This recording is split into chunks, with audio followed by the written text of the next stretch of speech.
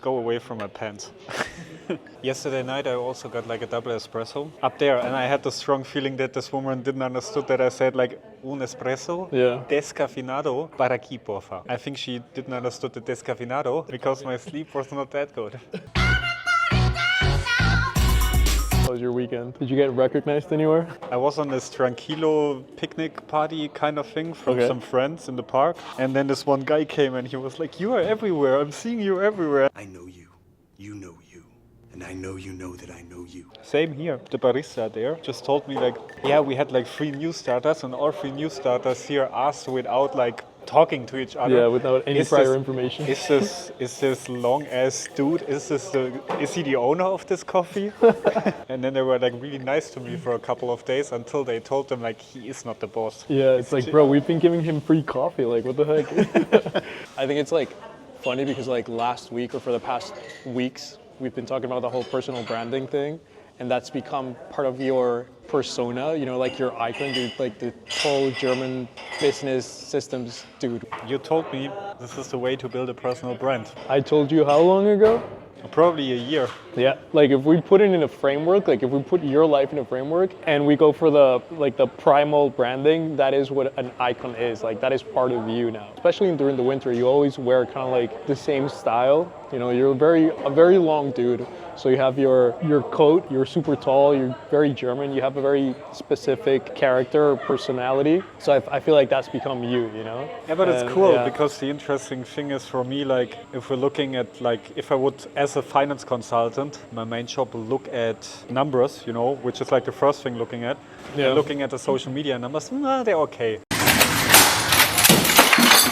2 weeks ago, I actually like had on LinkedIn like a super good post, which like was bringing out like the deepest and darkest corners of the internet again. Mm-hmm. But it's interesting because it's not really that reflected in the numbers, but it's like more like on the kind of offline thing, which I have to say I'm not the best in like connecting always like here in Valencia all the time or being on all of these events. Yeah. But even though I'm not there, people are like recognizing me, and then I'm going somewhere like, hey, I'm seeing you everywhere. Yeah. And do you get any feedback about your content? Like they've seen you somewhere and they're like, dude, I've seen this. This is also a like weird thing. I think 3 people on the weekend. I love your videos. I love your Instagram videos. One guy is like, yeah, you're basically you are my ADHD coach without like, we have an active coach relationship because I'm watching all of your content and so on. And I'm like, yeah, it's really great to hear this, but it's really kind of annoying that platforms are not showing this to that many people, you know. I know. It's like really what I want to do is I want to just teach things that I learned. That's it, you know. Like there is no, I don't know. Not every second sentence is about like buy my service, buy my this and that. It's more about like, hey, I had a lot of struggles in my life. I just have a certain life philosophy, you know. Like people coming to me for this, and I'm like, hey, we can like share this with as many people as I can, especially like if you have like a neurodivergent mind or something like this. Sometimes like an orientation is good, or to find somebody who already lived the stuff you lived. You're kind of slave of like these algorithms, and they're just showing it to 200 people, and then you're getting 3 likes. One is your mom, one is you because you produced the video. Of course I like. And the other one is like a close friend, and then you're like, and then people coming on a random picnic. I'm seeing you everywhere. Oh, I like your content. You're basically my ADHD coach. And I'm like, I'm doing something right there. I also love to do it, but it's like.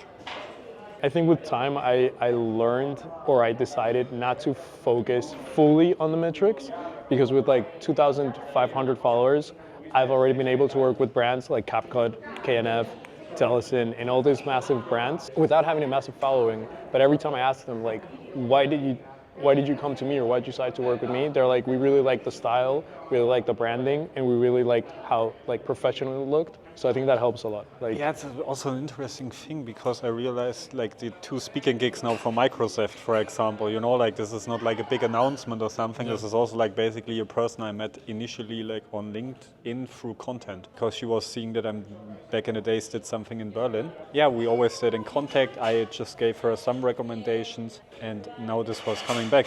We had it in the last video, you know, but it's interesting just to see, because we also had it in one of the other YouTube videos about like social media in general, how this really like put my mindset into like a bad place, because you're seeing all of these big personal brands with thousands and thousands and 100,000 of followers, but at the end I have the feeling most of them, if they would walk around somewhere, like you would not recognize them. So I like it also when people are like, dude, I'm seeing you everywhere. Yeah, it's cool that we've gotten to a point where we can sort of like grab a person and then kind of like name or tag every little thing, you know, like we have the icon stuff, we have the rituals, which are, I don't know, going to Bastard's Coffee is part of the ritual. It's something that we always do. And I feel like a lot of personal brands usually have that issue of recognizing what are my icons, what am I known for, what do people know me for, what are the things in my day-to-day that I can use as part of a brand, and what skills do I have that I can share in a way that it's not teaching, but it's more like just sharing. Basically what you do whenever you're building your systems, you're not like, here's the system that you should use,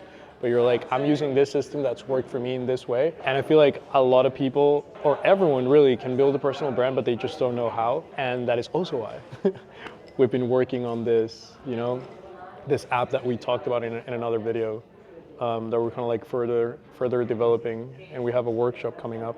Yeah, that's exactly the thing. But this is also like this, also that we're now doing this just came out of like working on these personal brand thing, and like you have a lot of experience there. I just got like now the enlightenment by the universe, like, oh yeah, I'm actually building a personal brand because, like you said, people talking to you like, yeah, Chris, yeah, like this tall dude, they never met me, like people on a random party coming to me like, yeah, I saw you there and there. And this is also quite cool, and it's a cool proof. So also for myself how this is working. So for example, one question that I feel like you get, or I get a lot as well, is like, why would I build a personal brand, or why would I further develop my personal brand? And that is exactly why.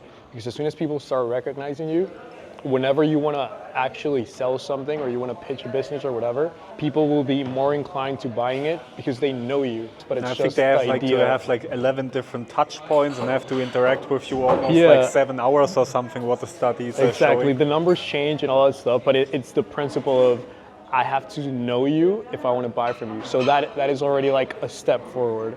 It's still fascinating for me, because I was always not understanding this, you know. Yeah. But how now, like, also this is just developing.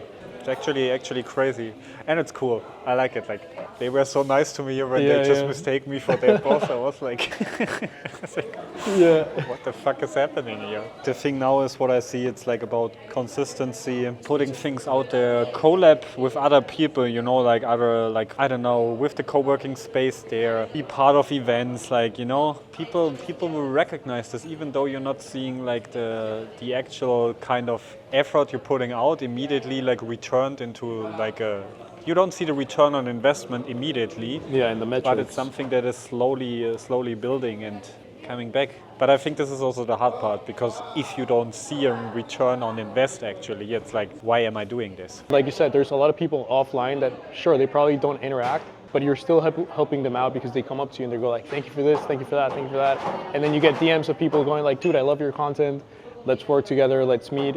And it's just social proof, you know, in a way that a personal brand is a different style. It's a different game. What was interesting last week, I had like a LinkedIn post which didn't get any like likes or comments in like the first 6 or 7 hours. And then I was really hoping that it stays like this. I was even getting mad when I saw somebody like the post and commented under the post. I was like, "Wah."